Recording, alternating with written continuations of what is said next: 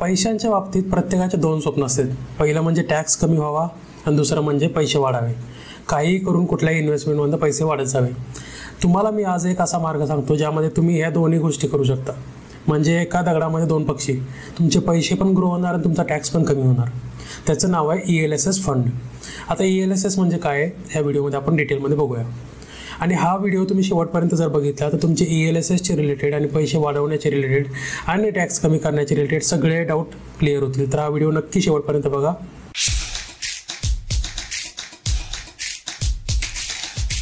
नमस्कार मंडळी, मी गणेश आणि तुमचं स्वागत आहे क्युरियसली बाय गणेश या यूट्यूब चॅनलवरती.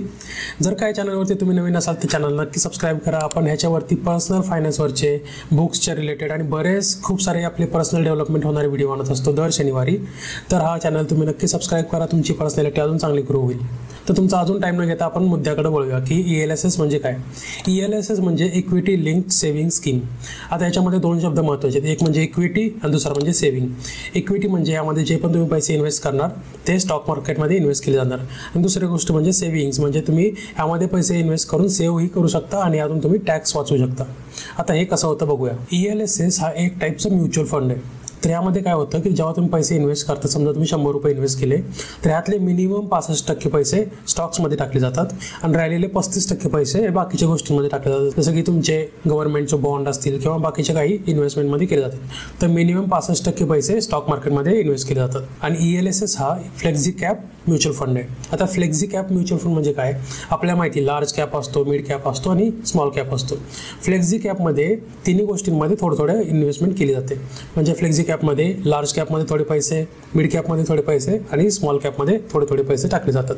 आता ELSSच्या इन्व्हेस्टमेंटमध्ये जर का तुम्ही पैसे वाचवताय तर याच्यामध्ये काहीतरी कॅच असणार आहे. तर तो कॅच हा आहे की ह्याच्यामध्ये तुम्ही 3 वर्ष पैसे काढू नाही शकत. म्हणजे 3 वर्षाचा यामध्ये लॉक इन पिरियड आहे. आता तुम्ही म्हणाल की बाबा ELSSमध्येच का टाकायचे, बाकीचे पण बरेचसे म्युच्युअल फंड्स आहेत किंवा ह्याच्यापेक्षा सेफ तरी FD वगैरे पण आहेत, मग ELSSमध्येच का टाकायचे. तर याच्या आपण आता ॲडव्हान्टेजेस काय आहेत ते बघून घेऊया. तर याचं पहिलं ॲडव्हान्टेज हे आहे की तुम्ही यामध्ये टॅक्स सेव्ह करू शकता. जर का तुम्ही ओल्ड रिजिममध्ये तुमचं टॅक्स फायलिंग करत असाल तर ATCच्या अंडर तुम्ही याच्यामध्ये टॅक्स सेव्ह करू शकता.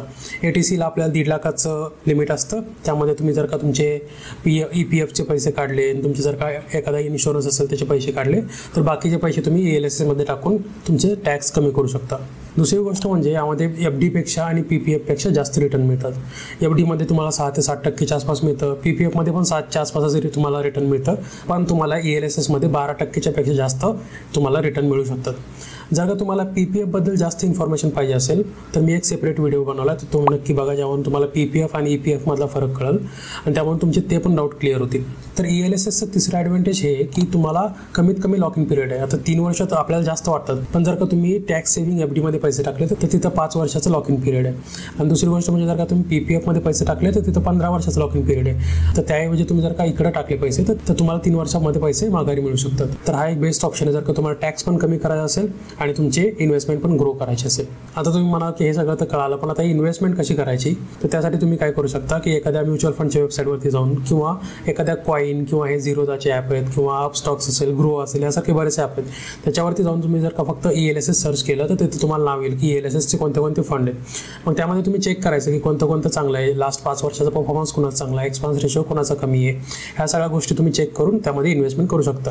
जर का तुम्हाला म्युच्युअल फंडबद्दल जास्त अजून माहिती पाहिजे असेल तर त्यासाठी मी सेपरेट व्हिडिओ बनवले, ज्यामध्ये मी म्युच्युअल फंडबद्दल सगळे डिटेल्स सांगितलेत की इन्व्हेस्टमेंट कसे करायचे, अकाउंट कसं काढायचं आणि त्यामधून तुमचे पैसे कसे ग्रो होतात. तर तो व्हिडिओ तुम्ही नक्की बघा. आता आपण म्हणाल की अकाउंट तर काढलं, पण इन्व्हेस्टमेंट किती करायची. तर तुम्ही मिनिमम 500 रुपयापासून इन्व्हेस्टमेंट करू शकता ते 1.5 लाखापर्यंत करू शकता. त्यासोबतच तुम्ही SIP सुद्धा करू शकता आणि त्यासोबत तुम्ही जर का अचानक तुमच्याकडे जास्त पैसे असतील तर तुम्ही लमसम अमाऊंट पण त्यात टाकू शकता. जर का हा व्हिडिओ तुम्हाला आवडला असेल तर असे मी बरेचसे पर्सनल फायनान्सवरचे व्हिडिओ, पर्सनॅलिटी डेव्हलपमेंटचे व्हिडिओ ह्या चॅनलवरती घेऊन येत असतो. ते तुम्ही इथं बघू शकता. त्यासोबतच ह्या चॅनलला नक्की सबस्क्राईब करा, जेणेकरून तुमची पर्सनल लाईफ आणि तुमचे पर्सनल फायनान्स खूप जास्त ग्रो होतील. जर का हा व्हिडिओ तुम्हाला आवडला असेल तर व्हिडिओला लाईक करा आणि जे तुमचे मित्र आहेत ज्यांचा टॅक्स कट होतोय त्यांना हा व्हिडिओ शेअर करा, जेणेकरून त्यांचाही टॅक्स वाचेल. त्यासोबत जर का तुम्हाला काही डाऊट असतील तर मला कमेंटमध्ये नक्की विचारा आणि चॅनलला सबस्क्राईब करायला विसरू नका. Thank you for watching. Stay curious. Bye bye.